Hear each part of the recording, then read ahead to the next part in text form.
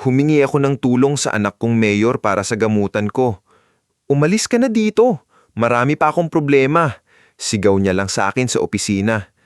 Pero isang araw bago ako mamatay, ay nag-iwan ako ng liham at nang mabasa niya ito ay halos gumuho ang mundo niya.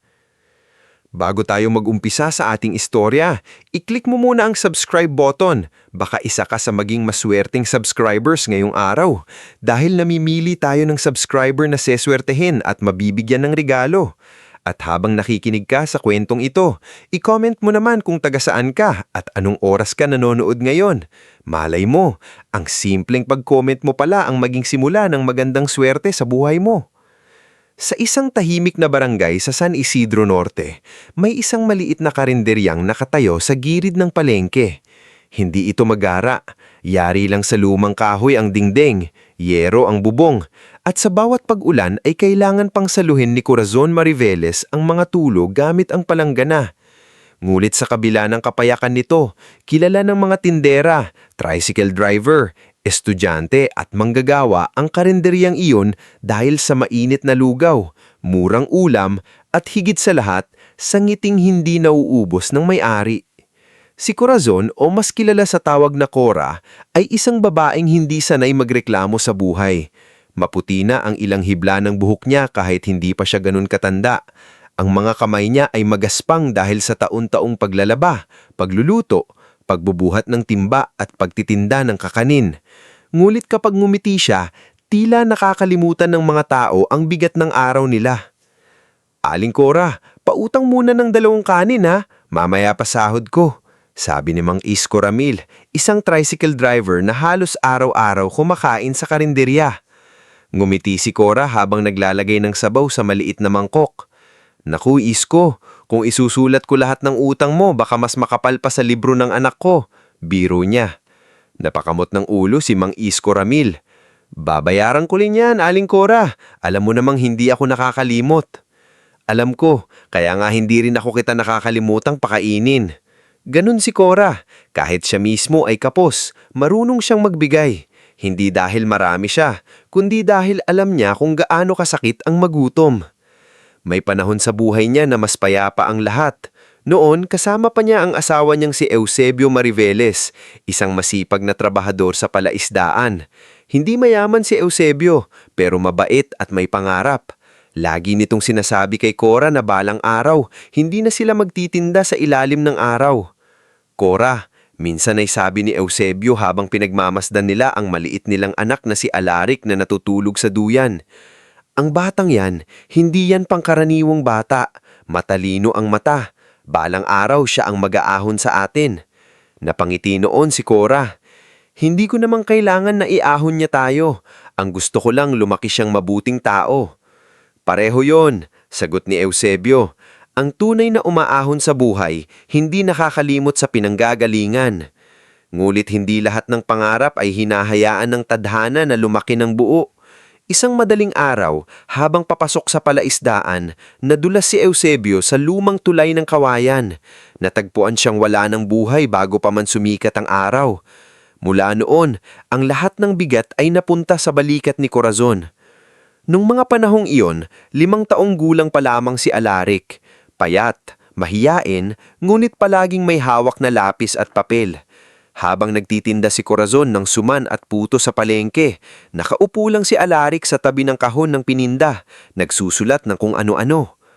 "Nanay," tanong ng bata isang umaga, "bakit po yung ibang bata may tatay na naghahatid sa school?" Natigilan si Corazon habang nagbabalot ng bibingka sa dahon ng saging. Pinilit niyang ngumiti kahit kumirot ang dibdib niya. "Kasi anak, may kanya-kanya tayong kasama sa buhay. Yung iba, tatay ang naghahatid. Ikaw, ako ang maghahatid." "Pero pagod ka na palagi." Lumuhod si Corazon sa harap ng anak at inayos ang kwelyo ng lumang uniforme niya. Hindi napapagod ang nanay kapag para sa anak. Hindi yun lubos na totoo. Napapagod siya. May mga gabing nanginginig ang tuhod niya sa sobrang pagod. May mga pagkakataong tinitignan niya ang natitirang 3 piso sa lata at iniisip kung paano pagkakasyahin sa bigas, baon, pamasahe at kandila. Pero sa harap ni Alaric, hindi siya nagpakita ng panhihina. Ayaw niyang lumaki ang anak na iniisip na pabigat siya. Madalas siyang tulungan ni Tia Belensa, ang matalik niyang kaibigan sa palengke. Si Belensa ay malakas tumawa, mabilis magsalita at laging may dalang tsismis. Pero sa likod ng bunganga nitong mataray ay may pusong marunong umintindi. Cora, wag mong iubisin ang katawan mo. Bata ka pa pero kung kumilos ka parang kalabaw na may utang sa mundo. Sabi ni Belensa habang tinutulungan siyang magligpit ng paninda. Wala akong pagpipilian, Belensa. Mag-aaral si Alaric, tutupad siya sa pangarap ng tatay niya. Paano naman pangarap mo? Napahinto si Cora. Sandali siyang napatingin sa anak na natutulog sa bangkong kahoy. Yakap ang bag nitong may tastas na zipper. Siya ang pangarap ko. Mula elementarya hanggang high school, naging kilala si Alaric sa talino.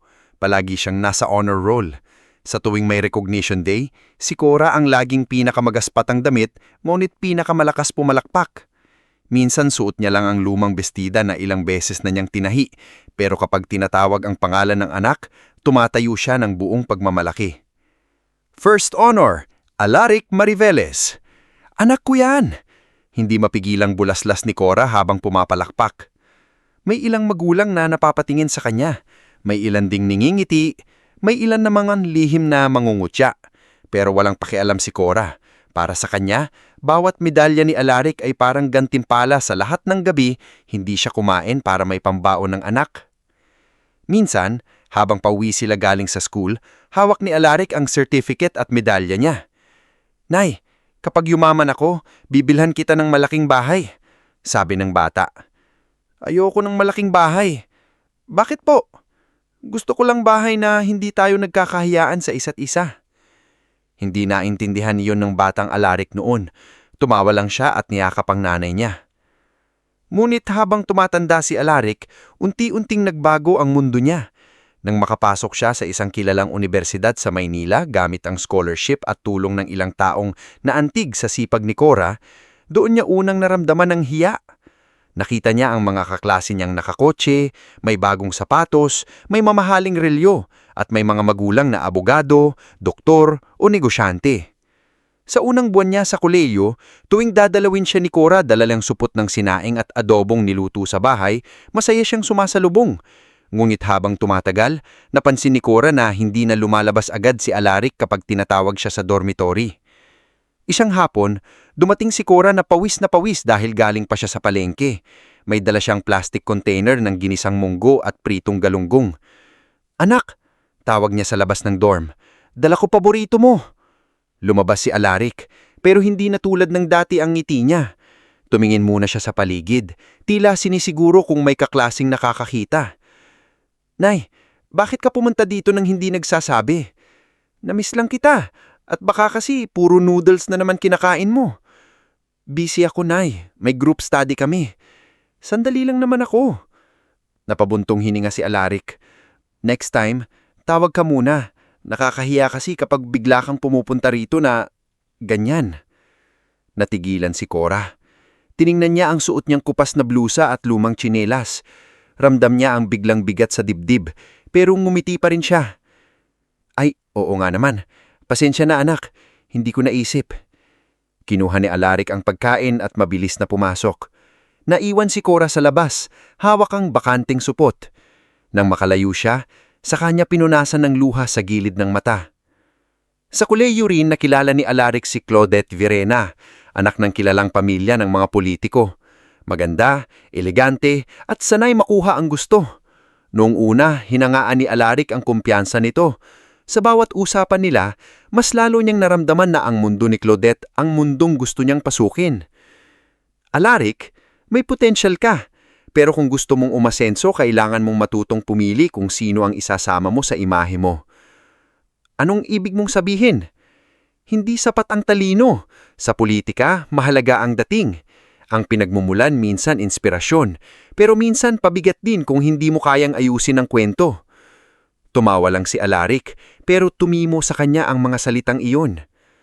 Lumipas ang mga taon, naging abogado si Alaric. Pagkatapos ay pumasok sa serbisyong publiko. At nang tumakbo siyang mayor ng San Isidro Norte, biglang naging mahalaga muli si Cora sa kanyang kwento. Sa mga campaign poster, nakalagay ang larawan nilang mag-ina. Sa entabla, lagi niyang binabanggit kung paano siya pinalaki ng isang mahirap ngunit dakilang ina. Kung hindi dahil sa aking nanay Cora, sigaw ni Alaric sa harap ng maraming tao, wala ako rito ngayon. Siya ang patunay na ang anak ng mahirap ay pwedeng mangarap. Umiiyak ang mga tao, pumapalakpak. Si Cora naman nakaupo sa gilid ng entabla, nakapamewang sa kaba, hindi sanay sa maraming ilaw at kamera. Proud siya sa anak. Proud na proud. Kahit minsan ay napapansin niya na kapag tagus palumpia, hindi na agad nilalapitan si Alaric. Mas inuunan nitong kausapin ng donors, konsehal, negosyante at media. Nang nanalo si Alaric na mayor, akala ni Cora ay magiging mas malapit na sila.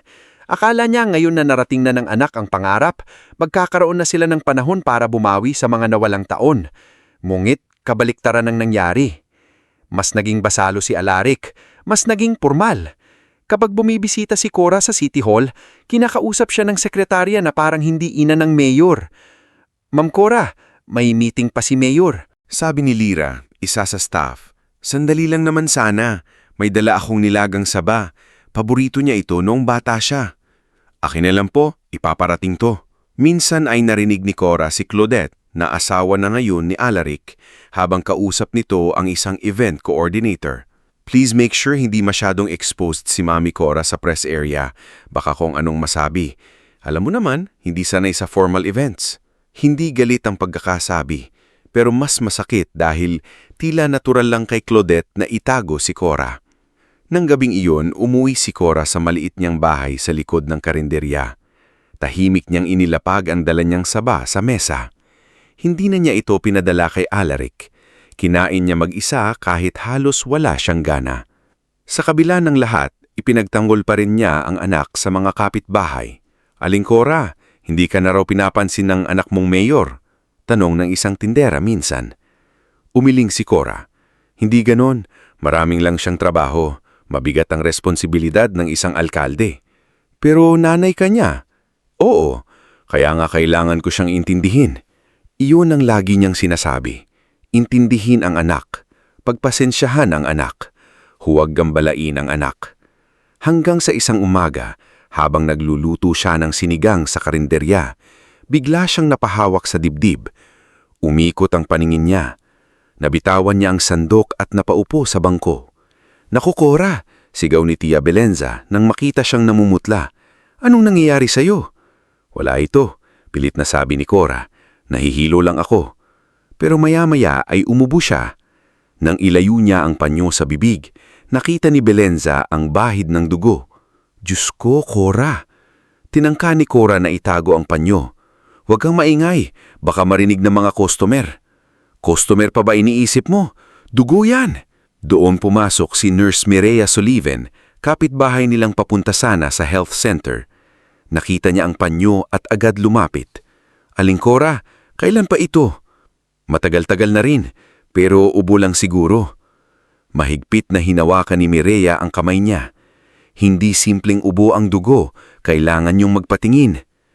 Napatingin si Cora sa karinderya, sa kalderong kumukulo, sa mga plastik na upuan, sa maliit na kahon pinaglalagyan niya ng kita. Sa isip niya, bawat pisong mawawala sa gamutan ay pisong mawawala sa pang-araw-araw niya. At sa mas malalim na bahagi ng puso niya, ayaw niyang isiping na baka kailanganin niyang lumapit kay Alaric. Busy ang anak ko, mahina niyang sabi. Hindi sumagot si Mireya. Tumingin lang ito sa kanya, puno ng awa. Aling Cora, hindi ibig sabihin na busy ang anak niyo ay bawal na kayong magkasakit. Napangiti si Cora, pero mabigat ang ngiting iyon. Ang nanay, anak, minsan kahit masakit na, inuuna pa rin ang hindi makaistorbo. Sa gabing iyon, hindi makatulog si Cora.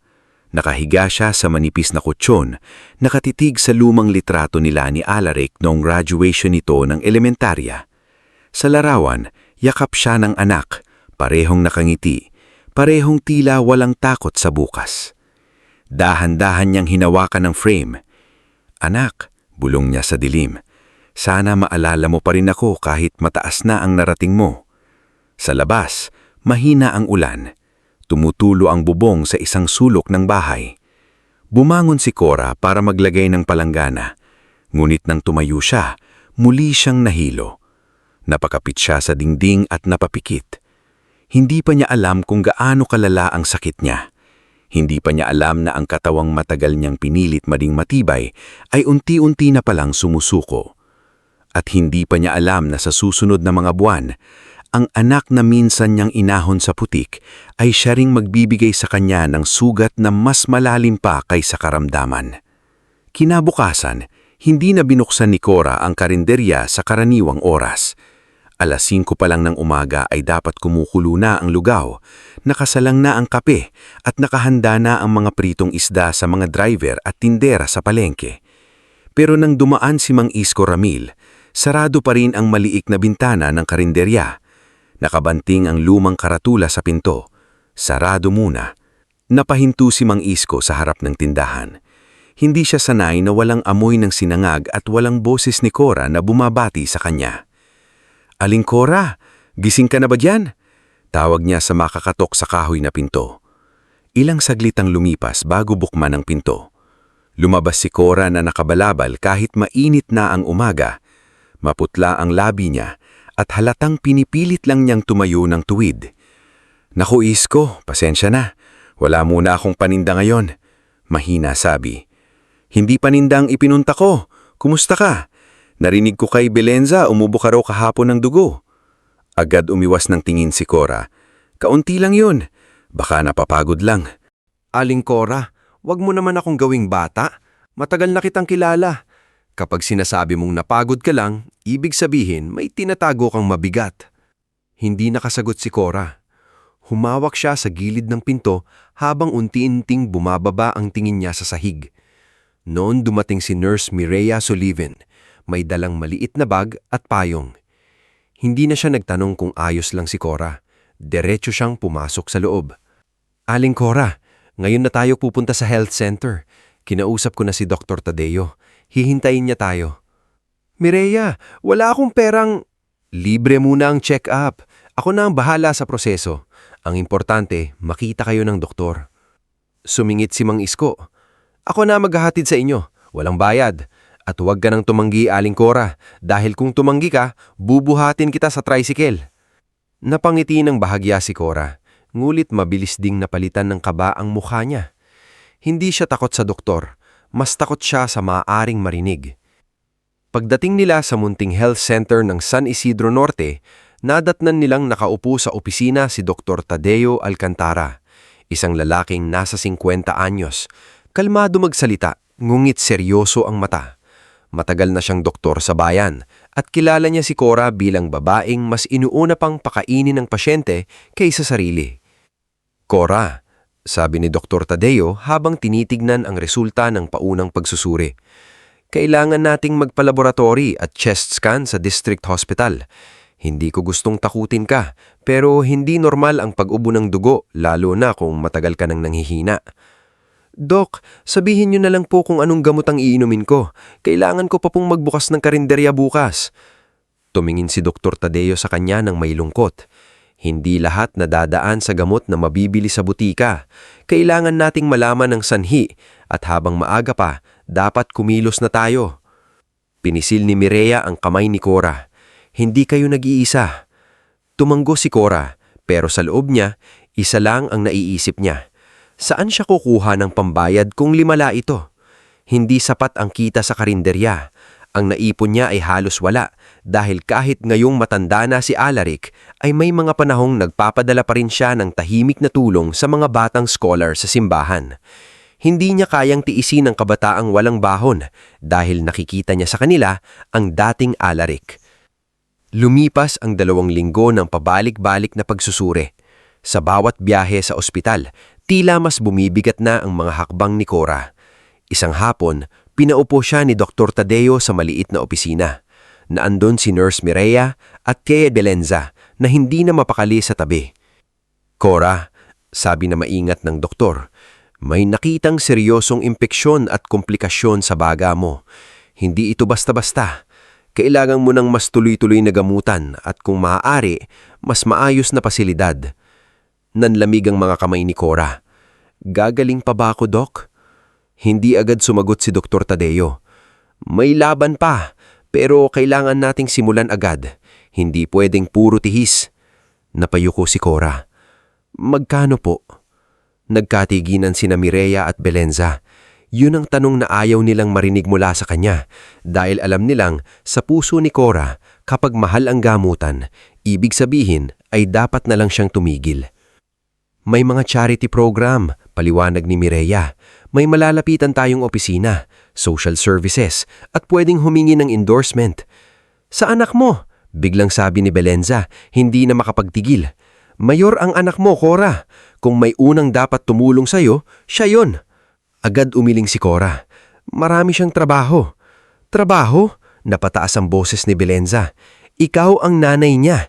Hindi ka proyekto sa barangay na pwedeng ipila sa ibang araw. Belenza! Hindi. Sobrang tagal mo nang iniintindi si Alaric. Kailan naman siyang iintindihin mo? Tahimik si Cora. Ang pangalan ng anak niya ay parang kandilang matagal niyang pinrotektahan sa hangin. Hindi niya ayaw marinig na mali si Alaric. Hindi niya ayaw aminin na ang batang minsan kumakapit sa palda niya ay kaya na niyang kalimutan. Ngulit naong gabing yon, nang tumindi ang ubo niya at halos hindi siya makahinga, naupo siya sa gilid ng kama at napatingin sa lumang diploma ni Alaric na naka-frame pa rin sa dingding. Doon niya naisip, siguro tama si Belenza. Siguro hindi naman masamang humingi ng tulong. Hindi naman siya hihingi para sa luho. Hihingi siya para humaba pa ng kaunti ang buhay niya. Kinabukasan, maaga siyang naghanda. Kinuha niya ang pinakamaayos niyang damit, isang kupas na kulay asul na besdida na matagal niyang iniingatan. Sinuklay niya ang buhok, pinulpusan ng mukha para hindi halatang maputla at inilagay sa lumang sobre ang medical results. Si Belenza ang tumulong magtahi ng maliit na punit sa laylayan. Parang pupunta kang kasal, biro ni Belenza, pero halata ang pag-aalala sa boses.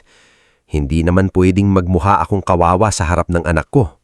Cora, anak mo siya.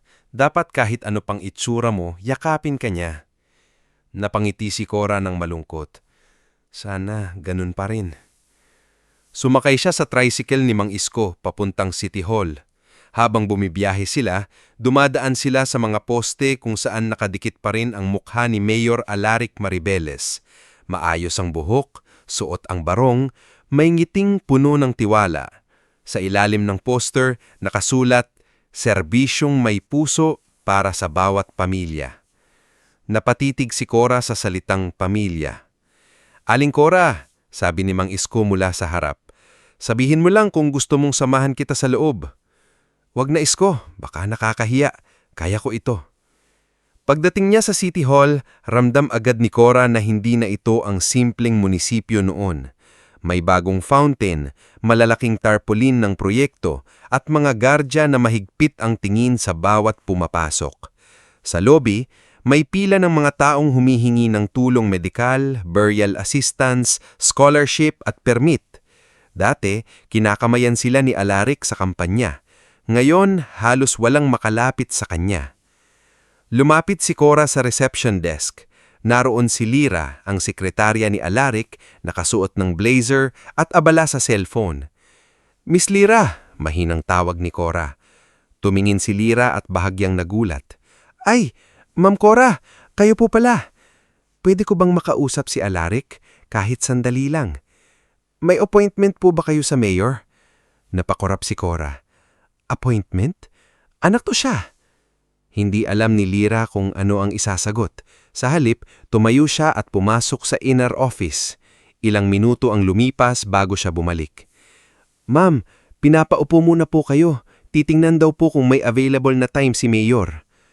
Umupo si Cora sa mahabang bench sa labas ng opisina. Sa paligid niya ay may mga taong pawis, pagod at bitbit ang kanya-kanyang problema.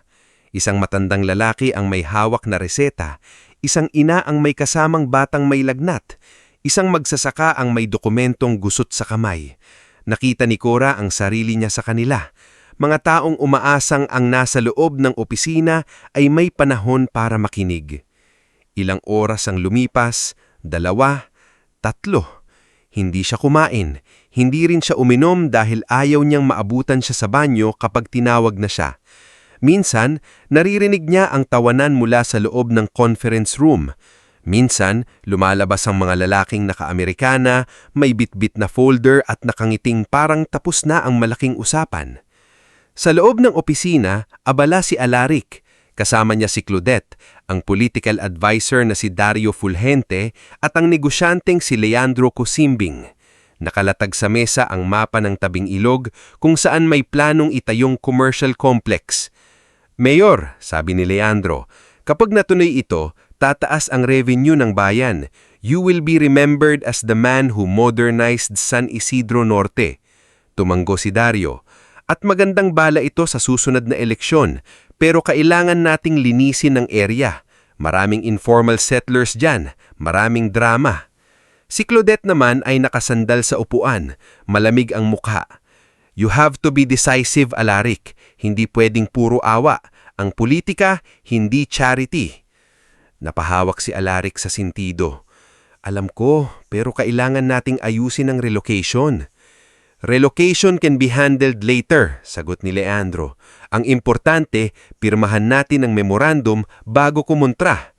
Doon kumatok si Lira at pumasok ng dahan-dahan. Sir, nandyan pa rin si Ma'am Cora. Kanina pa po siyang naghihintay. Nag-iba ang mukha ni Claudette. Your mother is here again? Napabuntong hinga si Alaric. Ano raw kailangan?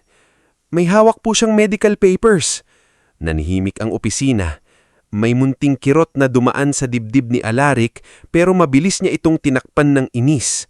Pagod siya, sunod-sunod ang pressure. Ayaw niyang makita ng mga taong ito na may personal siyang problemang hindi niya kontrolado. Sabihin mo mamaya na lang, sabi niya. Sir, kanina pa po siya ng umaga. Then let her in, bilisan natin. Pagdating ni Cora, halos lahat ng mata ay napunta sa kanya. Ang bestida niyang asul ay halatang luma sa gitna ng makintab na sahig at mamahaling upuan. Hawak niya ang sobre na parang hawak niya ang natitirang lakas ng kanyang loob. Alaric, mahinang sabi niya, hindi sa tinawag ng anak nanay, hindi rin ito tumayo para salubungin siya. Ma, may meeting ako. Ano ba yon? Nilunok ni Cora ang hiya. Anak, pasensya ka na kung istorbo. Nagpatining kasi ako sa doktor. May sakit daw ako sa buga. Kailangan ko sana ng tulong sa gamutan. Hindi ko na alam kung saan kukuha ng gastos. Hindi pa siya tapos magsalita nang tumayo si Claudette. Ma'am Cora, may proper process po ang medical assistance. Hindi pwedeng basta kayong papasok dito habang may official meeting. Napatingin si Cora sa kanya. Hindi naman ako humihingi sa bayan. Saan ako sana ako lalapit? Tumalim ang tingin ni Claudette. Si Dario ay umiwas ng mata, samantalang si Leandro ay tahimik na nakamasid, tila naiinis sa pagkaantala. Ma, sabi ni Alaric, pilit pinapakalma ang boses. Hindi ngayon. Sandali lang anak. Ito ang resulta. Sabi ni Dr. Tadeo, kailangan daw. Ma, hindi mo ba naiintindihan? Biglang taas ng boses ni Alaric. Umalis ka na dito! Marami pa akong problema. Parang huminto ang hangin sa silid. Napaatras si Cora, hindi dahil sa lakas ng sigaw, kundi dahil sa lamig ng mga mata ng anak niya. Ang batang minsan nangangakong bibilhan siya ng bahay ay nakatayo ngayon sa harap niya na parang siya ang pinakamabigat na abala sa araw nito. Alaric, halos bulong niya. Napamsin ni Alaric ang gulat sa mukha ng ina, pero naroon ang mga mata ni Claudette, Dario, Leandro at ilang staff sa pinto. Sa halip na bawiin ang sinabi, lalo niyang pinatigas ang mukha. Please, dumaan ka sa tamang proseso. Huwag dito. Dahan-dahang ibinaba ni Cora ang sobre. Gusto sana niyang sabihin na hindi siya ibang tao. Gusto niyang ipaalala ang mga gabing binantayan niya ito noong nilalagnat, ang mga araw na naglakad siya sa ulan para lang maihatid ang baon nito, ang mga taon na ginawa niyang mundo ang pangarap ng anak. Pero walang luhabas sa bibig niya. Pinulod niya muli ang sobre at yumuko. Pasensya na po, Mayor, sabi niya, at ang salitang iyon ay mas masakit kaysa anumang sigaw. Lumabas siya ng opisina ng tahimik. Sa labas nakita siya ni Lira, ngulit hindi rin ito nakapagsalita. Ilang staff ang nagbubulungan. May isang janitor na si Berto Manalak ang napahinto sa pagpupunas ng sahig. Nakatingin kay Cora na parang gusto siyang tulungan pero natatakot makialam. Pagdating sa labas ng City Hall, doon lang bumigay ang tuhod ni Cora. Napaupo siya sa gilid ng hagdan habang mahigpit na yakap ang sobre. Hindi siya umiyak ng malakas, walang hagulgol. Tahimik lang na tumulo ang luha niya kasabay ng pagdaan ng mga taong hindi alam na ang babaeng iyon ay ina ng lalaking nasa pinakamataas na opisina ng bayan. Nakita siya ni Konsehal Rufina Dakel, isang babaeng kilala sa pagiging diretso magsalita at hindi takot sa makapangyarihan. Papasok sana ito sa City Hall nang napansin niya si Cora. "Aling Cora? Anong nangyari sa inyo?" Mabilis na pinunasan ni Cora ang luha. "Wala, Konsehal. Nahilo lang." Tumingin si Rufina sa sobrang hawak niya pagkatapos ay sa pinto ng opisina ng mayor. May naintindihan siya kahit walang buong kwento. "Pinapasok ba kayo ni Alaric?" Tumayo si Cora kahit nanginginig. "Oo po, marami siyang trabaho. Ako ang mali, hindi dapat ako nang istorbo." Hindi istorbo ang ina. Ngumiti si Cora, ngulit basag ang ngiting iyon. "Minsan po, Konsehal, kahit ina ka, kailangan mo ring matutong umalis kapag hindi ka na kailangan." Hindi na hinintay ni Cora si Mang Isko. Naglakad siya papalayo sa City Hall kahit mabigat ang pakiramdam. Sa bawat hakbang niya, mas malinaw sa kanya ang isang bagay. Hindi na siya babalik doon para magmakaawa. Nang gabing iyon, binuksan niya ang karinderya kahit pinigilan siya ni Belenza. Tahimik siyang nagsandok ng lugaw para sa mga customer, parang walang nangyari. Pero napansin ni Belenza ang pamamaga ng mata niya. "Cora, anong ginawa sa iyo ng anak mo?" Hindi sumagot si Cora. Inayos lang niya ang mga kutsara sa lalagyan. "Cora!" Huminto siya. Huminga ng malalim. "Wala na akong anak na dapat istorbohin. May mayor na lang na maraming problema." Napatakip ng bibig si Belenza sa sakit ng narinig. Sa kabilang dako, sa opisina ng City Hall, hindi mapakali si Alaric. Natapos ang meeting, napirmahan ang ilang dokumento at nakaalis sina Leandro at Dario. Ngunit sa sulok ng mesa, tila naroon pa rin ang anino ng kanyang ina. Ang itsura nitong hawak ang sobre, ang pagtawag nitong anak, ang huling sinabing, "Pasensya na, Mayor." "Alaric," sabi ni Claudette habang nagsasara ng folder, "you did the right thing. Kapag hinayaan mong maging emotional ang opisina mo, lahat ng tao gagamit ang personal connection para makakuha ng pabor." Tumingin si Alaric sa kanya. Gusto niyang maniwala, gusto niyang sabihing tama iyon, pero may bahagi ng puso niya na hindi matahimik. May sakit daw siya. Mahinang sinabi niya. "Then let her apply for assistance properly. Hindi ibig sabihin nanay mo siya, lalabag ka sa proseso." Hindi na sumagot si Alaric. Sa labas ng bintana, nakita niya ang mga ilaw ng bayan. Bayan na minsan niyang pinangako ang aalagaan. Ngulit sa araw na yon, ang unang taong dapat sana niyang inalagaan ay pinalayas niya mismo. At mula sa araw na yon, nagsimulang magbago ang takbo ng buhay ni Cora. Hindi sa paraang biglang gumanda, kundi sa paraang natutunan niyang tumayo nang hindi na umaasa sa anak. Sa tulong ni Nurse Mireya, Dr. Tadeo, Tia Belenza at Mang Isko, sisimulan niyang hanapin ang gamutang kaya ng mahirap, habang si Konsehal Rufina naman ay tahimik na magbabantay sa City Hall dahil sa nakita niya sa mata ni Cora. Alam niyang may sugat na hindi kayang takpan ng anumang talumpati ng isang mayor. Kinabukasan matapos ang nangyari sa City Hall, mas maaga kaysa dati gumising si Cora. Hindi dahil maayos ang pakiramdam niya, kundi dahil hindi siya sanay na matalo ng lungkot. Sa maliit niyang kusina sa likod ng karinderya, umupo siya sa harap ng kalan habang nakapatong sa mesa ang sobrang naglalaman ng medical results. Buong magdamag niyang pinagmasdan iyon na parabang ang papel ay may kakayahang magdesisyon para sa kanya. Sa labas, naririnig niya ang maagang ingay ng palengke. Kalansing ng mga timbangan, sigaw ng nagtitinda ng isda, busina ng tricycle, at tawanan ng mga taong tila walang alam sa sugat na dala niya. Dati, ang mga tunog na iyon ang nagbibigay sa kanya ng lakas. Ngayon, parang paalala na kahit masakit ang loob niya, tuloy pa rin ang buhay ng mundo.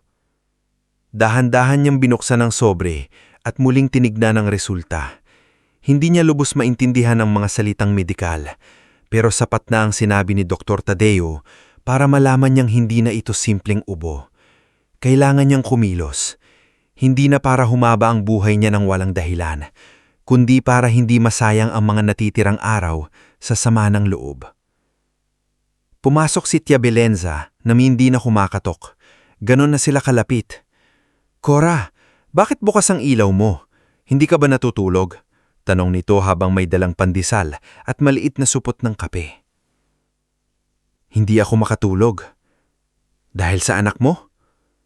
Hindi agad sumagot si Cora. Kumuha siya ng tasa at sinalina ng mainit na tubig ang kape. "Dahil sa sarili ko. Iniisip ko kung kailan ako natutong maniwala na kapag ina ka, dapat kaya mong tiisin lahat." Umupo si Belenza sa tapat niya. "Hindi lahat, Cora. May mga sakit na hindi dapat tinitiis. Alam ko na ngayon." Sandaling tumahimik si Belenza. Sanay siya sa Cora na laging umiintindi, laging nagpapasensa, laging may dahilan para patawarin ng ibang tao. Ngunit ngayong umagang iyon, iba ang nakita niya sa kaibigan. May lungkot pa rin, ngunit may tahimik na tapang na nagsisimulang mabuo. "Nurse Mireya said, may charity ward sa district hospital," sabi ni Belenza. "Kinausap na niya si Dr. Tadeo. Hindi man libre lahat, may paraan daw para maumpisahan ang gamutan." Tumanggo si Cora. "Pupunta ako. Ako sasama." "Hindi na. Bantayan mo muna ang karinderya." "Karinderya pa rin iniisip mo?" "Hindi lang karinderya yun, Belenza. Doon kumakain si Namang Isko. Doon kumukuha ng libreng sabaw ang batang si Pilo kapag walang ulam. Doon dumadaan ang mga estudyanteng kulang ang baon. Kapag isinara ko mong bigla, hindi lang ako ang mawawalan." Napailing si Belenza, pero hindi na siya nakipagtalo. Alam niyang iyon si Cora. Kahit wasak, iniisip pa rin kung sino ang magugutom. Nang sumunod na araw, dinala ni Nurse Mireya si Cora sa district hospital. Hindi ito kasing linis ng pribadong ospital na nakikita sa telebisyon. Siksikan ng pila, mainit sa waiting area, at may mga pasyenteng natutulog sa bangko dahil wala ng bakanteng kama. Ngunit sa gitna ng lahat ng iyon, may mga nurse na patuloy na tumatakbo, doktor na kahit pagod ay kumakausap ng maayos, at mga kamag-anak na nagtitiyagang pahirin ng pawis sa mahal nila sa buhay. "Dito muna tayo, Aling Cora," sabi ni Mireya habang inaayos ang papel niya sa charity desk. "Hindi madali ang proseso, pero makakapasok tayo." Habang naghihintay, may isang batang babae na nakakalbo na dahil sa gamutan ang umupo sa tabi ni Cora. Payat ito, ngunit maliwanag ang mga mata. May hawa itong maliit na notebook na puno ng drawings. "Anong pangalan mo, Iha?" malambing na tanong ni Cora. "Ina po. Ina Beharin." "Ang ganda ng mga drawing mo." "Gumagawa ako ng bahay," sabi ng bata. "Gumagawa ako ng bahay na walang umiiyak. Sabi ko kay Mama, kapag gumaling ako, gagawa ako ng bahay na walang umiiyak." Tumigil ang hininga ni Cora sa narinig niya. "Bahay na walang umiiyak?" "Opo, kasi dito po sa ospital, laging may umiiyak." Hinaplos ni Cora ang likod ng kamay ng bata. "Maganda yung pangarap mo." "Kayo po, Lola. Ano pangarap nyo?" Napatingin si Cora sa malayo. Sa dami ng taon niyang nabuhay para kay Alaric, parang nakalimutan na niyang minsan pala siyang nagkaroon ng sariling pangarap. Noon, gusto niyang magtayo ng maliit na lugar kung saan makakakain ng libre ang mga batang walang baon. Gusto rin ni Eusebio noon na magkaroon ng maliit na klinika sa baryo para hindi na kailangang mangutang ang mahihirap kapag nagkasakit. Pangarap ko, mahina niyang ulit. Siguro, lugar din na walang ina na kailangang magmakaawa para lang magpagamot. Bago pa makasagot si Ina, tinawag na ang pangalan ni Cora. Pumasok siya sa opisina ni Dr. Tadeo na naroon bilang volunteer consultant tuwing Miyerkules. Tinulungan siya nitong maintindihan ang magiging proseso, mga gamot, regular na check-up, posibleng confinement kung lumala ang paghinga, at mga dapat iwasan. "Cora," Sabi ni Dr. Tadeo matapos ipaliwanag ang lahat, hindi kita lulukuhin. Mabigat ito, hindi lang sa katawan, pati sa bulsa at loob. Pero may laban pa tayo kung susunod ka. Susunod ako, Dok. Napatingin ang doktor sa kanya, tila nagugulat sa bilis ng sagot. Mabuti, akala ko kailangan pa kitang kumbinsihin. Pagod na akong kumbinsihin ng ibang tao na mahalaga ang buhay ko. Mahinang sagot ni Cora. Siguro, panahon na para ako naman ang maniwala roon. Sa mga sumunod na linggo, nagsimula ang bagong takbo ng buhay ni Cora. Sa umaga, kung kaya pa ng katawan, nagbubukas siya ng karinderya, ngulit mas maikli na ang oras. Si Belenza ang nagluluto kapag nanghihina siya. Si Mang Isko ang naghahatid sa ospital. Si Mireya ang nag-aayos ng schedule at gamot. Hindi man niya nakuha ang tulong ng anak, nakahanap siya ng mga taong hindi kadugo ngunit tunay na nagmalasakit. Sa charity ward, unti-unting nakilala si Cora hindi bilang pasyenteng kawawa, kundi bilang nanay Cora ng mga pasyente. Kapag may bagong dating na umiiyak dahil sa takot, siya ang unang lumalapit. Kapag may batang ayaw uminom niyang gamot, siya ang gumagawa ng kwento tungkol sa tapang. Kapag may matandang walang bantay, siya ang nag-aabot ng tubig. Isang hapon, nakaupo siya sa gilid ng kama ni Mang Nestorio, dating gulo na na-stroke at hirap ng magsalita. Nakatingin lang ito sa kisame, tila pagod na sa sariling katawan. Sir Nestorio, sabi ni Cora matapos ipaliwanag ang lahat. Alam nyo, ang anak ko rin maraming natutunan sa mga guro. Kung wala ang mga tulad nyo, baka hindi nakatapos ang maraming batang mahirap. Tumulo ang luha sa gilid ng mata ni Mang Nestorio. Hindi siya makapagsalita, pero dahan-bahan niyang pinisling ang kamay ni Cora. Sa simpleng kilos na iyon, naramdaman ni Cora na kahit siya ay may sakit, kaya pa rin niyang maging lakas ng iba. Samantala, sa City Hall, lalong lumalalim ang pagkakabaon ni Alaric sa mundong pinili niya. Sunod-sunod ang meeting tungkol sa Tabing Ilog Redevelopment Project. Ang lugar na iyon ay tinatawag ngayong Riverside Renewal Zone, ngunit para sa mga nakatira roon, iyon ang tahanan nila. Mga barong-barong, sari-sari store, maliit na chapel, at mga pamilyang dekada nang naroon. Mayor, kailangan nating bilisan, sabi ni Dario Fulgente habang nakalatag ang bagong proposal sa mesa. May grupo ng residente na nagsisimula ng magtanom tungkol sa titulo ng lupa. Napakunot ang noo ni Alaric. Anong titulo? Sumabat si Claudette, maayos ang ngiti, ngunit malamig ang mata. Minor technical concern. May ilang lumang pangalan sa registry pero kayang ayusin ng legal team ko. Hindi ako pipirma kung hindi malinaw. Tumingin si Claudette kay Alaric na tila naiinis. You always hesitate at the worst time. Kung bawat lumang papel papansinin mo, walang uusad sa bayan. Hindi lumang papel ang titulo ng lupa. Pero lumang paraan ang pag-iisip mo kapag nagpapaapekto ka sa awa. Remember, kailangan mo ng malaking accomplishment bago matapos ang termino mo. Hindi na sumakot si Alaric, ngulit may bigat sa dibdib niya. Mula nung itaboy niya ang ina, madalas na siyang hindi makatulog. Ilang beses niyang pinuntahan ang number ni Cora sa phone niya, ngulit hindi niya matawagan. Hindi dahil hindi niya kaya, kundi dahil hindi niya alam kung ano ang sasabihin. Pasensya na ba? Busy lang ako ba?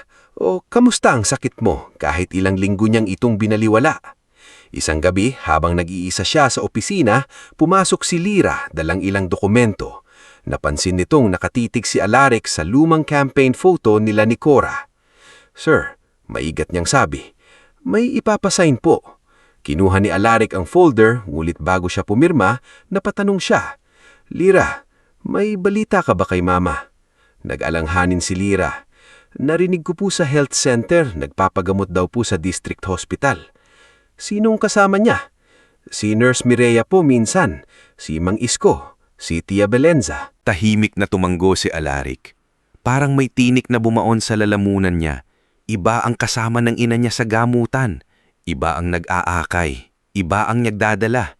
Samantalang siya, ang anak, nasa loob ng malamig na opisina, pumipirma sa mga proyektong hindi niya lubos kilala. Habang nangyayari iyon, isang mahalagang bagay ang matutuklasan ni Cora. Isang hapon nang pinakiusapan siya ni Belenza na magpahinga sa halip na magligpit sa bodega, nakita niya ang lumang baul ni Eusebio sa ilalim ng aparador. Matagal na niya itang hindi nabubuksan. Inaakala niyang puro lumang damit, litrato at sulat lang ang laman. Ngunit nang buksan niya ito, tumambad ang ilang papeles na nakabalot sa plastik. May lumang titulo, resibo ng hulog, at liham ni Eusebio na isinulat noon bago ito mamatay. Nanginginig ang kamay ni Cora habang binabasa ang unang linya. Cora, kung sakaling may mangyari sa akin, huwag mong ibebenta ang maliit na parte ng lupa sa tabing ilog. Pangarap kong doon tayo magpatayo ng munting silid-aralan at klinika para sa mga batang tulad ni Alaric. Napaupo si Cora sa sahig. Hindi niya alam na naihanda pala ito ni Eusebio. Ang akala niya, lahat ng pag-aari nila noon ay naibenta na para sa pag-aaral ni Alaric. Ngunit may maliit na lupang naitabi. Lupang nakatago sa pangalang Eusebio at Corazon Mariveles. Bahagi ng lugar na ngayon ay gustong gawing commercial complex. Kinabukasan, dinala niya ang papeles kay Konsehal Rufina Daquel. Tahimik silang nag-usap sa likod ng simbahan upang walang makarinig. Aling Cora, seryosong sabi ni Rufina habang sinusuri ang dokumento. Alam niyo ba kung gaano kahalaga ito? Bahagi ito ng lupaing target ng proyekto ni Leandro. Nalaman ko lang kahapon. Kung tama ang papeles na ito, hindi nila pwedeng basta galawin ang bahaging ito nang walang pahintulot nyo.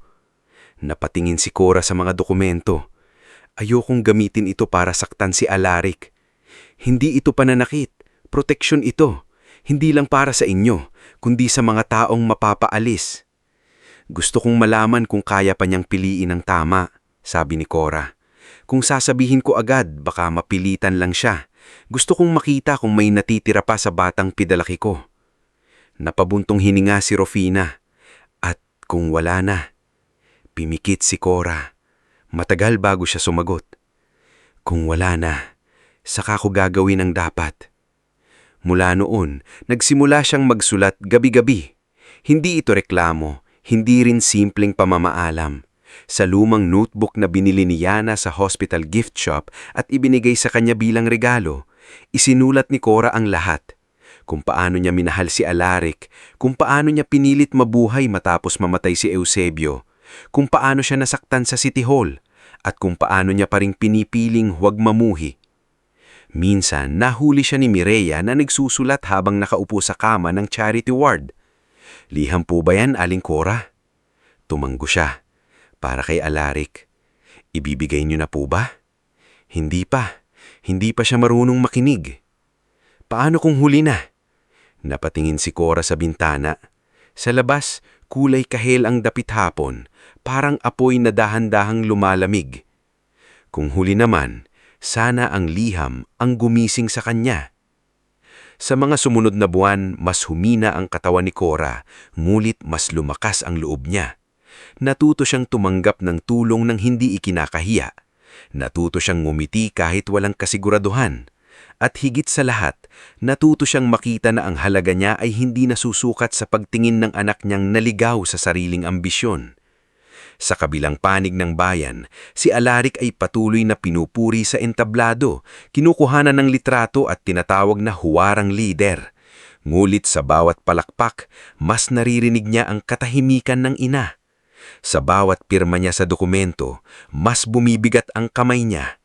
At sa bawat gabing hindi niya tinatawag si Cora, mas lumalaki ang distansya na maaaring hindi na niya kailanmang matawid. Lumipas pa ang ilang buwan matapos matagpuan ni Cora ang mga dokumentong iniwan ni Eusebio. Sa panahong iyon, hindi na niya kayang itago sa sarili na may mga araw na mas mabigat na ang paghinga kaysa dati. May mga umagang gumigising siyang basang-basa ng pawis, nanginginig ang mga kamay, at tila may nakadagan sa dibdib niya. Munglit sa harap ng mga tao sa charity ward, pilit pa rin niyang inaayos ang buhok, nagpapahid ng kaunting pulbos sa muha, at ngingiting na parang ang sakit ay bisitang pwedeng paalisin sa pamamagitan ng kabaitan. Nay Cora, tawag ni Yana Bejarano isang umaga habang nakaupo sa gilid ng kama. Bakit po parang pagod na pagod kayo ngayon? Inayos ni Cora ang kumot ng bata kahit siya mismo ay kinakapos ng hininga. Kasi kagabi nakipaghabulan ako sa buwan. Sa buwan?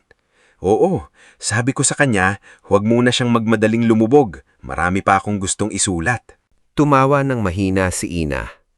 Nanalo po ba kayo? Napangiti si Cora. Hindi, pero pinagbigyan niya ako kahit sandali. Narinig iyon ni Nurse Mireya mula sa pinto. Nakangiti siya, pero may lungkot sa mata. Bilang nurse, alam niya ang ibig sabihin ng unti-unting paghihina ni Cora.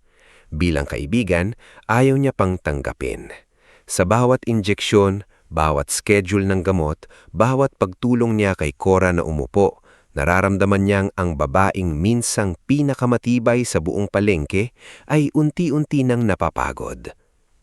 Dumating si Dr. Tadeo Alcantara bago magtanhali. Sinuri niya si Cora at tahimik na tinignan ang chart. Hindi niya kailangang magsalita ng marami para maintindihan ni Cora. "Doc," mahinang sabi ni Cora, "huwag niyo nang paikutan. Ilang panahon pa." Napahinga ng malalim si Dr. Tadeo. Umupo siya sa tabi ng kama, hindi bilang doktor lang, kundi bilang taong matagal nang nakakakilala sa kanya. "Hindi natin eksaktong masasabi, Cora, pero kailangan nating maging handa. Mas lumala ang kondisyon ng baga mo. Pwede pa nating gawing komportable ang pakiramdam mo pero..." Hindi niya natapos ang pangungusap. Tumanggo si Cora, parang matagal na niyang inaasahan iyon. "Naiintindihan ko." Napaluha si Mireya. "Aling Cora, huwag kang iiyak dyan," malambing na sabi ni Cora.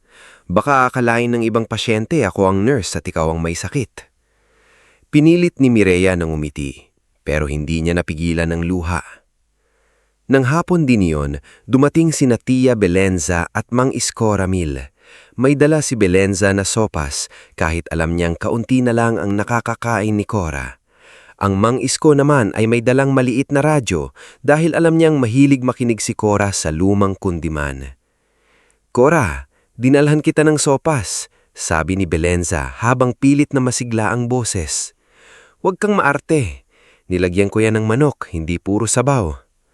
"Belenza, mas matigas ka pa sa doktor.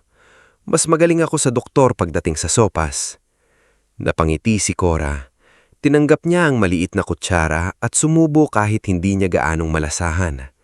Alam niyang hindi sopas ang mahalaga kay Belenza. Ang mahalaga ay ang pakiramdam na may magagawa pa ito para sa kanya.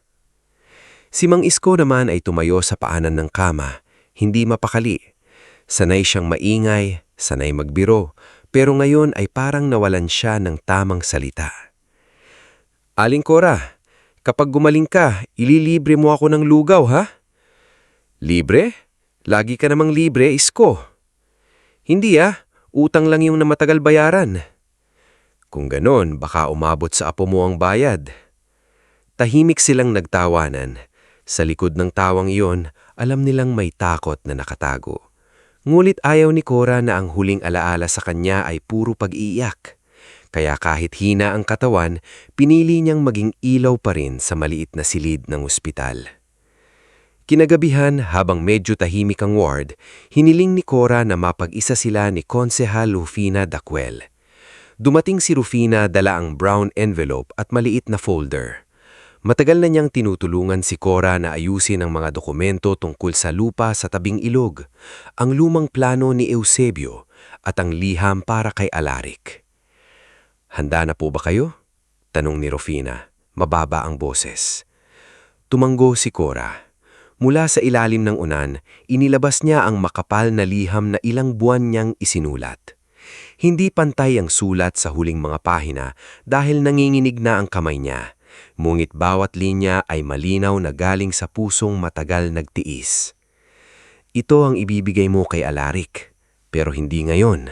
Hindi habang nakatingin pa siya sa mundo na parang lahat ay hadlang sa kanya." "Kailan ko po ibibigay?" "Kapag wala na ako. Kapag hindi niya na ako pwedeng sagutin, hindi niya na ako pwedeng tabuyin at wala na siyang magagawa kundi makinig." Napapikit si Rufina. "Aling Cora, baka dapat ngayon pa lang malaman niya na ang lahat. Baka makahabol pa siya." Matagal na siyang may kapangyarihang humabol. Mahinang sabi ni Cora. Hindi ko siya pinipigilan. Hindi ko lang kayang pilitin ng anak kong mahalin ako. Tumulo ang luha ni Rufina, ngunit pinunasan niya agad. Sanay siyang lumaban sa konseho, sanay makipagtalo sa mga negosyante at politiko. Pero sa harap ni Cora, pakiramdam niya wala siyang lakas. Kasama sa envelope ang kopya ng titulo, ang lumang sulat ni Eusebio, at ang resibo ng mga pinasok kong trabaho noon. Hindi para manumbat, para maalala niya kung saan siya nanggaling. Paano kung gamitin ito ni Leandro laban sa kanya? Kung kaya pa niyang maging mabuting tao, ililigtas siya ng katotohanan.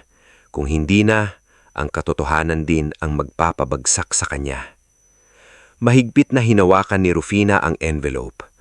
Pangako, iingatan ko ito. Sa kabilang dako ng bayan, gabing-gabi na ngunit maliwanag pa rin ang Grand Ballroom ng bagong event center. Naroon si Mayor Alaric Mariveles, nakasuot ng mamahaling barong, nakangiti sa harap ng kamera habang ipinagdiriwang ang formal na paglulunsad ng Riverside Renewal Project. Sa entablado, may malaking tarpaulin na nagpapakita ng makabagong gusali, ilaw, garden walk at shopping area. Sa larawan, malinis at maganda ang tabing ilog. Wala roon ang barong-barong. Wala roon ang mga batang naglalaro sa putik. Wala roon ang mga pamilyang mawawalan ng tahanan. Tonight, malakas na sabi ni Leandro Kisumbing sa mikropono, we open the future of San Isidro Norte. Pumalakpak ang mga negosyante at ilang opisyal. Si Claudette ay nakatayo sa tabi ni Alaric, perpekto ang ngiti, habang si Dario Fulgente ay abala sa pagpapapirma sa ilang bisita at pag-aayos ng media. Ngulit sa gitna ng palakpakan, hindi mapakali si Alaric. Nakita niya sa isang sulok si Lira na may hawak ng cellphone, tila kinakabahan. Lumapit ito sa kanya habang pababa siya ng entablado. "Sir," bulong ni Lira, "tumamak po si Nurse Mireya. Critical daw po si Ma'am Cora. Pinapapunta po kayo sa ospital." Nawala ang kulay sa mukha ni Alaric. "Ngayon?" "Opo, sir. Sabi po niya kung pwede raw sana." Hindi natapos ni Lira ang sasabihin nang lumapit si Dario. "Mayor, kailangan ka sa photo op kasama ang investors." Tumingin si Alaric kay Dario. "Nasa ospital daw ang nanay ko. Critical." Bahagyang napakunot ang noo ni Dario. Pagkatapos ay bumaba ang boses niya. "Mayor, hindi sa wala akong pakialam pero ngayon ang pinakamahalagang gabi ng proyekto. Nandito ang media, nandito ang investors. Kung aalis ka bigla, maraming magtatanong." "Nanay ko yun." Sumingit si Claudette, malamig ngunit kontrolado ang tinig. "Alaric, call the hospital. Send someone. Hindi pwedeng iiwanan mo ang event ngayon." "Critical daw. Matagal na siyang may sakit. Hindi mo naman siya regular na kasama sa gamutan, so why create a scene tonight?" Napatingin si Alaric sa asawa. May sakit sa dibdib niyang hindi niya maipaliwanag. Ngunit bago pa siya makasagot, hinawakan siya ni Leandro sa balikat at dinala sa harap ng mga kamera. "Mayor, one picture, just one. This is history." Sa isang segundo, nahati ang mundo ni Alaric. Sa isang panig, ang ilaw, kamera, palakpak at proyektong magpapatibay sa pangalan niya. Sa kabila, ang nanay niyang nakahiga sa ospital, posibleng naghihintay. At sa kahinaan ng loob na paulit-ulit niyang piniling itago sa likod ng posisyon, nanatili siya sa event. Sa ospital, tahimik na nakahiga si Cora. Nakapaligid sina Belenza, Mang Isko, Mireya, Dr. Tadeo, Sister Odelia, Yina at Mang Nestorio na nakaupo sa wheelchair. Hindi na halos makapagsalita si Cora, ngunit bukas sa mga mata niya, tila may hinihintay. "Tinawagan ko na po siya," mahinang sabi ni Mireya, hindi kayang tumingin diretsyo. Ngumiti si Cora ng mahina na parang siya pa ang umaaalo. "Alam ko." "Baka papunta na," sabi ng Mang Isko kahit hindi siya sigurado. Hindi sumagot si Cora. Tumingin lang siya sa kisame pagkatapos ay sa maliit na rosaryong hawak ni Sister Odelia. Huminga siya ng mabagal, bawat hinga ay tila paalam sa isang bahagi ng buhay niya. Lumapit si Belenza at hinawakan ang kamay niya. Cora, nandito lang kami, hindi ka nag-iisa. Salamat. Halos hangin na lang ang boses ni Cora.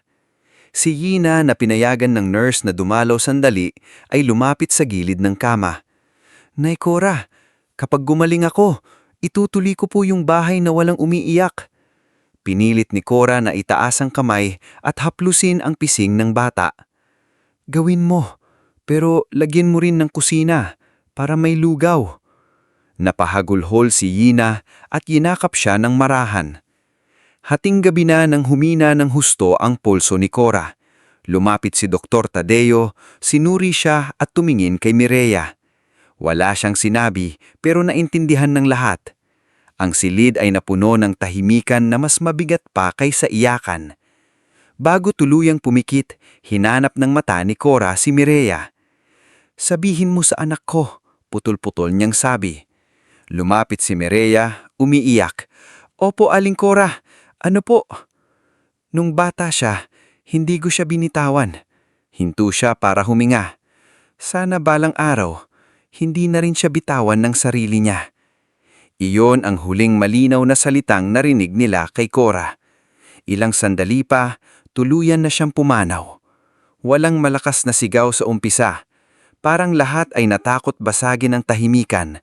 Pagkatapos, si Belenza ang unang napaluhod, hawak pa rin ang kamay ng kaibigan. Cora, paano na kami? Si Mang Isko ay tumalikod at umiyak na parang batang nawalan ng ina. Si Nurse Mireya ay napaupo sa silya, yakap ang chart ni Cora. Si Sister Odelia ay tahimik na nagdasal. Sa charity ward, kahit ang ibang pasyente ay natahimik. Nawalan sila hindi lang ng pasama sa ward, kundi ng nanay na nagpapaalala sa kanilang may lambing ta rin ang mundo kahit puno ito ng sakit. Makalipas ang halof isang oras, dumating si Alaric sa ospital. Hindi na siya nakabarong ng maayos, nakaluwag ang kwelyo, magulo ang buhok at halatang nagmamadali. Ngunit pagpasok niya sa ward, nakita niya ang puting kumot na nakatakip sa katawan ng ina. Huminto siya sa gitna ng silid. Ma, mahina niyang tawag. Walang sumagot. Lumapit si Mireya, pula ang mga mata. Mayor, nasaan siya? Hindi alam ni Mireya kung paano sasabihin ang bagay na kitang-kita na niya. Wala na po siya. Parang may gumuho sa loob ni Alaric, ngunit hindi pa lubos. Hindi pa dumarating ang buong bigat dahil hindi pa niya kayang tanggapin. Lumapit siya sa kama at dahan-dahang hinawakan ang gilid ng kumot. Hindi niya ito inangat. Natakot siya. Natakot siyang makita ang mukha ng inang hinayaan niyang maghintay. Tinawagan niyo ako, sabi niya, halos walang boses. Opo, hinanap po kayo. Napapikit si Alaric. May sinabi ba siya? Tumulo ang luha ni Mireya. Inulit niya ang huling bilin ni Cora. Sa bawat salita, tila may martilyong bumabagsak sa dibdib ni Alaric. Noong bata siya, hindi ko siya binitawan. Sana balang araw, hindi na rin niya bitawan ang sarili niya. Hindi nakapagsalita si Alaric. Gusto niyang umiyak, pero parang nahihiya ang luha niyang lumabas. Sa paligid niya, naroon ang mga taong nag-alaga sa ina niya nang siya dapat ang nandoon. Naroon si Belenza na galit at wasak ang mukha. Naroon si Mang Isko na hindi siya tinitingnan. Naroon si Dr. Tadeo na tahimik ngunit mabigat ang mata. Walang sumigaw sa kanya, walang nanumbat, at iyon ang mas masakit. Sa libing ni Cora, maraming dumating, mga tindera sa palengke, driver, estudyanteng minsan niyang pinakain, pasyente mula sa charity ward, guro, kapitbahay, at mga taong hindi kilala ni Alaric, gumit umiiyak na parang pamilya. Doon niya unang nakita kung gaano kalawak ang buhay ng ina niya sa labas ng kanyang pagtingin. Habang nakaupo siya sa harap ng kabaong, Lumapit si Ina, dala ng drawing ng isang bahay na may maliit na kusina sa gilid. "Para po kay Nay Cora," sabi ng bata. Tinanggap iyon ni Alaric nang nanginginig ang kamay. "Salamat." Pinignan siya ni Ina ng diretso. Sabi niya po, kapag gumawa ako ng bahay na walang umiiyak, dapat may lugaw. Doon unang nabasag ang mukha ni Alaric. Yumuko siya at nahawak sa bibig para pigilan ang paghahulgol. Pagkatapos ng libing, hindi umalis agad si Konsehal Rufina. Sinundan niya si Alaric sa lumang bahay ni Cora sa likod ng karinderya. Tahimik ang lugar. Nakapatay ang kalan. Nakalapag pa sa mesa ang lumang tasa ni Cora. Sa dingding, nandoon pa rin ang diploma ni Alaric, alagang-alaga sa frame kahit kupas na ang paligid. "Mayor," sabi ni Rufina. Hindi siya lumingon. "Huwag mo muna akong tawaging Mayor. Alaric, may iniwan ng nanay mo para sa'yo." Inabot ni Rufina ang makapal na envelope. Natigilan si Alaric nang nakita ang sulat kamay sa labas. "Para sa anak kong si Alaric, kapag kaya na niyang makinig." Dahan-dahan siyang umupo. Binuksan niya ang liham. Sa unang pahina pa lang, naramdaman na niyang humihigpit ang lalamunan niya. "Anak, kung binabasa mo ito, ibig sabihin, hindi na ako ang nagsasalita sa harap mo. Mabuti na rin siguro, dahil noong huling tayong nagkaharap, hindi mo narinig bilang nanay mo." Nanginginig ang kamay niya habang nagpapatuloy sa pagbabasa. Bawat pahina ay nagbubukas ng mga taon na hindi niya nakita. Mga araw na hindi kumain si Cora para may pamasahe siya. Mga gabing nilalabhan nito ang uniforme niya kahit nilalagnat. Mga perang inutang para hindi siya mapahiya sa school project. Ang sariling lupa na muntik nitong ibenta, ngunit itinago dahil pangarap ni Eusebio na maging klinika at silid-aralan para sa mahirap. Kasama sa envelope ang lumang sulat ni Eusebio. Binasa uyon ni Alaric at doon siya tululang napahahulgol. "Anak, kung mabasa mo ito balang araw, alalahanin mo, hindi masama ang umangat. Ang masama ay kapag sa taas ng lipad mo, hindi mo na makita ang kamay na nagtulak sa'yo pataas." Nabitawan ni Alaric ang papel. Napaluhod siya sa sahig ng lumang bahay, sa mismong lugar kung saan minsang nagluto ang ina niya ng baon niya, kung saan minsan siyang natulog habang binabantayan ito ang kanyang lagnat, kung saan minsan niyang ipinangako na hindi niya ito pababayaan. At sa pagitan ng mga lumang dingding, sa harap ng diploma niyang inalagaan ng inang itinaboy niya, doon unang lubos na naunawaan ni Alaric na hindi lang isang ina ang nawala sa kanya.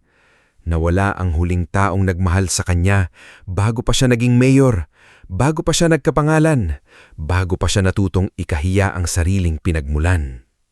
Kinabukasan matapos niyang mabasa ang liham ng ina, hindi bumalik agad si Alaric sa City Hall. Magdamag siyang nanatili sa lumang bahay ni Cora, nakaupo sa sahig, nakasandal sa dingding na dati niyang sinulatan ng lapis noong bata pa siya. Sa tabi niya ay nakalatag ang liham, ang lumang sulat ni Eusebio, ang mga resibo ng trabaho ni Cora at ang dokumento ng lupang matagal itinago para sa pangarap na hindi natupad. Hindi niya namalayan na sumikat na pala ang araw. Ang liwanag ay pumasok sa maliit na bintana at tumama sa lumang frame ng graduation picture niya. Sa larawan, nakayakap siya sa nanay niya, nakangiti ng buong buo.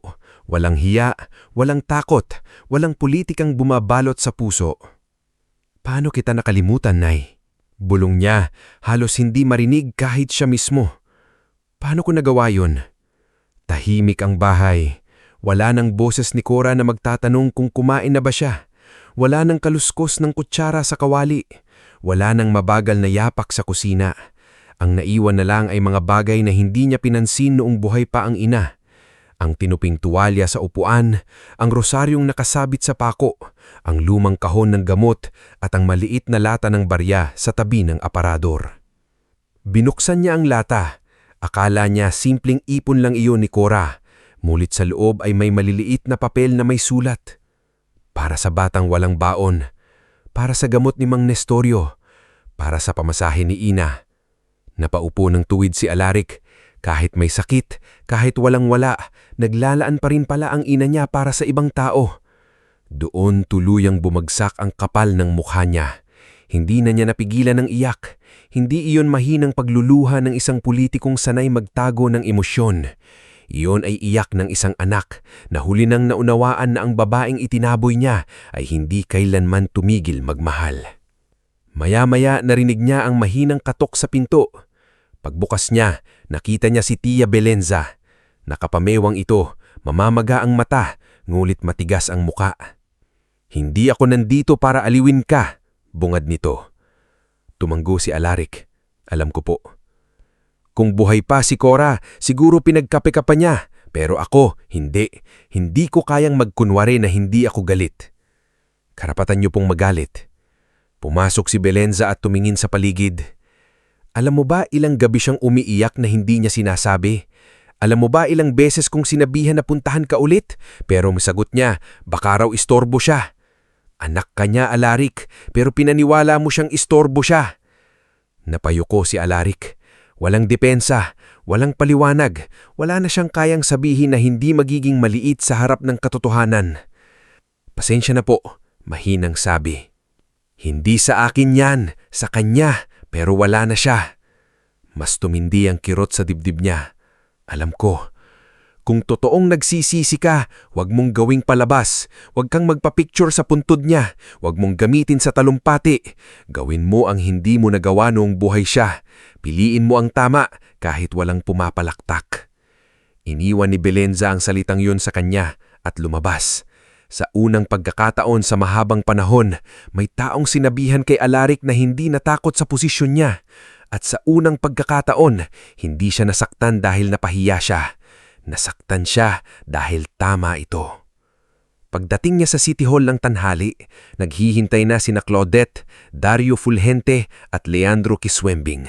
Halatang iritado si Claudette. Si Dario naman ay may hawak na folder ng press materials habang si Leandro ay nakaupo ng kumpiyansa, parang pag-aari niya ang buong silid. "Finally," sabi ni Claudette, "we have a crisis to manage. May kumakalat ng balita na namatay ang nanay mo sa charity ward. Kailangan nating gumawa ng statement." Tiningin siya sa kanya. "Statement?" "Yes, something dignified. The mayor mourns his beloved mother." Ganon. "We can turn this into a sympathy moment kung ayos ang handling." Parang may lamumod na tubig na ibinuhos sa ulo ni Alaric. Sympathy moment? Sumingit si Dario. "Mayor, practical lang. Kailangan nating kontrolin ang native bago gamitin ang kalaban. May mga nagtatanong na kung bakit sa charity ward siya namatay kung anak ka." "Dahil pinabayaan ko siya." Diretso niyang sabi, natigilan ng tatlo. "Alaric," matigas na sabi ni Claudette, "huwag kang magsalita ng ganyan. You are emotional." "Oo. Ngayon ko lang pinayagan ng sarili kong maging tao." Tumayo si Leandro, bahagyang natawan. "Mayor, with all due respect, hindi ito ang oras para sa drama. May kontrata tayong dapat tapusin.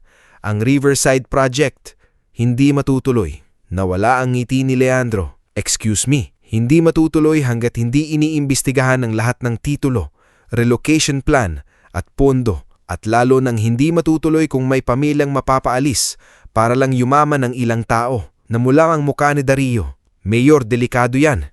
Marami nang napirmahan. Maraming tao ang madadamay. Kung may illegal kayong ginawa, dapat lang kayong madamay." Tumayo si Claudette at lumapit sa kanya. "Alaric, isipin mo ang karir mo." Tinignan siya ni Alaric ng matagal. Noon niya napagtanto na sa lahat ng taon ng pagsasama nila, bihira litong itanong kung kumusta ang puso niya. Ang mahalaga rito ay imahe, kapangyarihan, alyansa at panalo. "Ang karir ko ang inisip ko nung itinabuin ko ang nanay ko. Tapos na ako roon."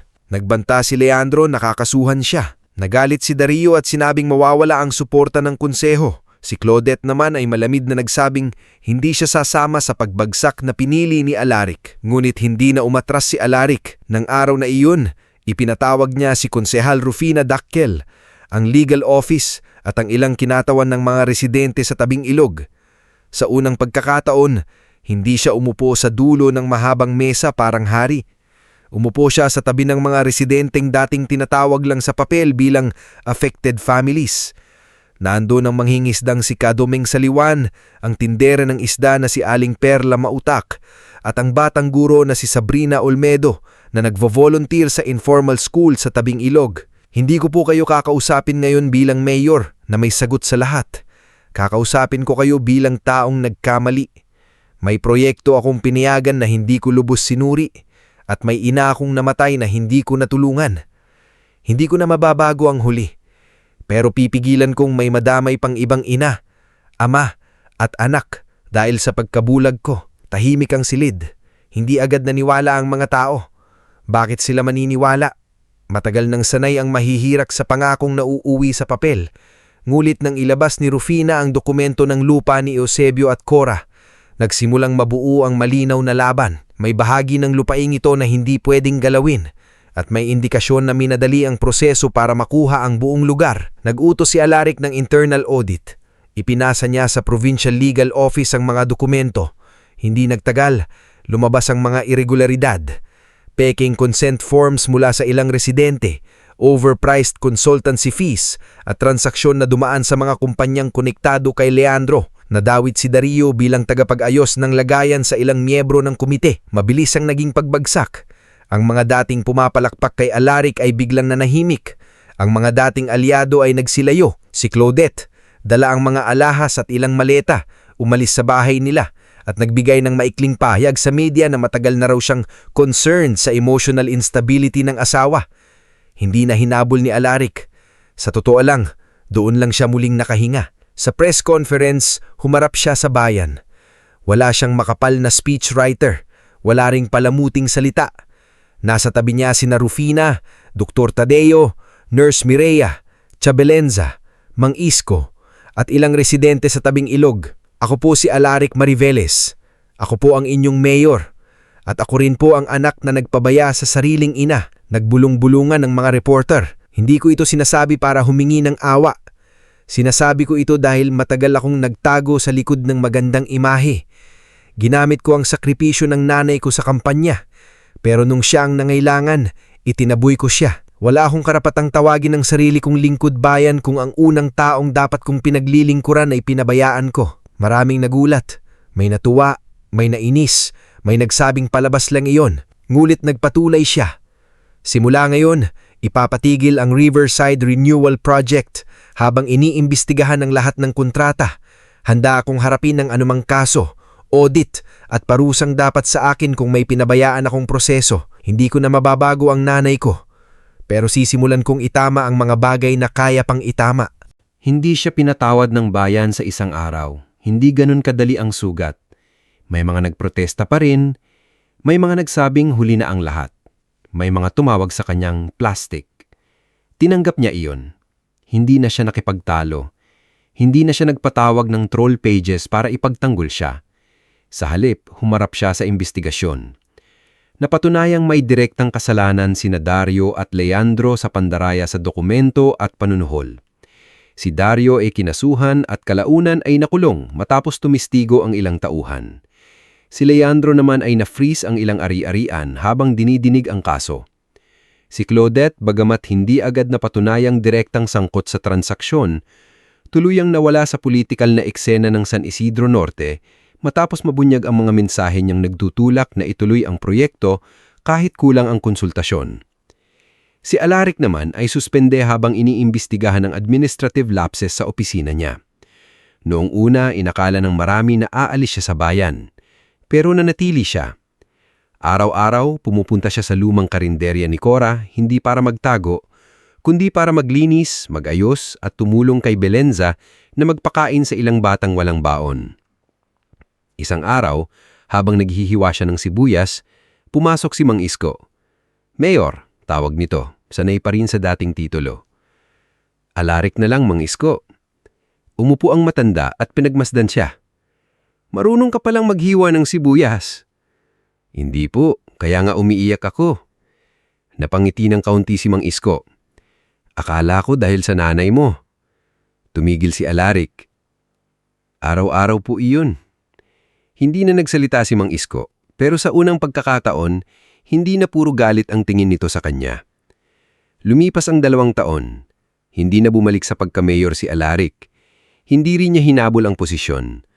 Sa tulong ng legal settlement mula sa kinansil na proyekto, donasyon ng ilang pribadong grupo at lupang iniwan ni na Eusebio at Cora, na itayo ang isang mababang gusali sa tabi ng dating karinderya. Hindi ito marangya, ngulit maliwanag, malinis at bukas sa mahihirap. Sa harap nito ay nakasulat, Bahay Cora Mariveles, libreng klinika at sentro ng pag-aaral. Noong araw ng pagbubukas, hindi si Alaric ang unang nagsalita. Pinagsalita niya si Tia Belenza, si Dr. Tadeo, si Nurse Mireya, si Konsehal Rufina at si Ina Bejarano, na mas malakas na ngayon ang katawan at nakabalik na sa pag-aaral. Tumayo si Ina sa maliit na entablado, hawak ang lumang drawing na minsan niyang ibinigay sa libing ni Cora. Sabi po ni Nay Cora, gusto niya ng lugar na walang ina na kailangang magmakaawa para magpagamot. Hindi po siguro mawawala lahat ng iyak sa mundo. Pero dito, sana may makikinig bago pa maging huli ang lahat. Tahimik na umiyak ang ilan. Si Alaric nasa likod lang, walang upuan sa harap, walang espesyal na tarpaulin ng mukha niya. Suot niya ang simpleng puting polo at name tag na nakasulat, Volunteer Alaric. Noong muon, naging regular siyang tumutulong sa klinika. Nag-aabot siya ng gamot, nag-aayos ng pila, naglilista ng pangalan ng mga pasyente at minsan ay naghuhugas pa ng baso sa maliit na kusina kung saan may libreng lugaw para sa mga naghihintay. May mga taong hindi pa rin siya kinakausap. May mga tumatanggap ng tulong ngunit hindi siya tinitignan. Tinanggap niya iyon. Natutunan niyang ang pagbabawi ay hindi dapat minamadali para lang gumaan ang pakiramdam ng nagkasala. Tuwing anibersaryo ng pagkamatay ni Cora, nagtitipon ng mga scholar, pasyente, volunteer at kapitbahay. Walang engranding programa. May kandila, simpleng dasal, at lugaw na niluluto ni Belenza sa malaking kaldero. Sa 2nd anibersaryo, tumayo si Alaric sa harap. Hawak ang huling pahina ng liham ng anya. Huminga siya ng malalim bago bumasa. Anak, kung dumating ang araw na maalala mo ako, huwag mong sayangin sa puro iyak. Ang luha ay mabuti kung huhugasan nito ang puso mo, pero walang saysay kung doon ka lang titigil. Kung may natitira kang lakas, gamitin mo sa taong walang malapitan. Kung may natitira kang pangalan, gamitin mo para buksan ang pinto sa mga laging pinagsasarhan. At kung may natitira kang pagmamahal para sa akin, ibigay mo sa mundong matagal kong sinubukang mahalin kahit mahirap. Napatigil siya sandali. Nanginginig ang papel sa kamay niya. Ang tunay na yaman ay hindi ang posisyon na maaabot mo, kundi ang pusong hindi mo iiwan sa taas. Pagkabasa niya, yumuko siya. Hindi siya humingi ng palakpak. Hindi siya naghintay ng papuri. Ngunit isa-isang lumabit ang mga bata para maglagay ng bulaklak sa maliit na larawan ni Cora sa tabi ng pinto. Si Ina ang unang nag-alay. Sumunod si Mang Nestorio na nakalalakad na ngayon gamit ang tungkod. Sumunod si Mang Isko, Mireya, Rufina at Belenza. Huli si Alaric. Lumapit siya sa larawan ng anya. Sa litrato, nakangiti si Cora na parang alam niyang kahit masakit ang naging daan, ay may mabuting hahantungan ang kanyang huling bilin. Nay, Bulong ni Alaric, hindi na kita maibabalik, pero hindi ko na hahayaang mamatay ang pangarap mo. Sa mga sumunod na taon, mas lumawak ang Bahay Cora. Nagkaroon ito ng maliit na butika, reading room para sa mga bata, at scholarship program para sa mga anak ng driver, tindera, mangingisda at manggagawa. Ang dating lugar na muntik ng maging commercial complex ay naging tahanan ng pag-asa.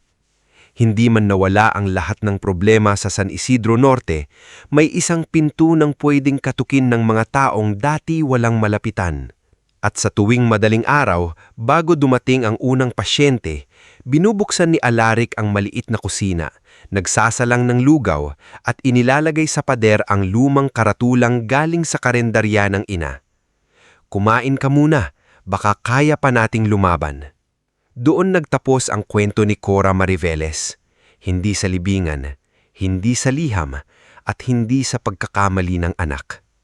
Nagtapos ito sa bawat batang nakapag-aral, sa bawat matandang nakakuha ng gamot, sa bawat inang hindi na kailangang lumuhod para humingi ng tulong, at sa isang anak na natutong bumaba mula sa taas upang pulutin ang puso niyang minsang naiwan sa putik.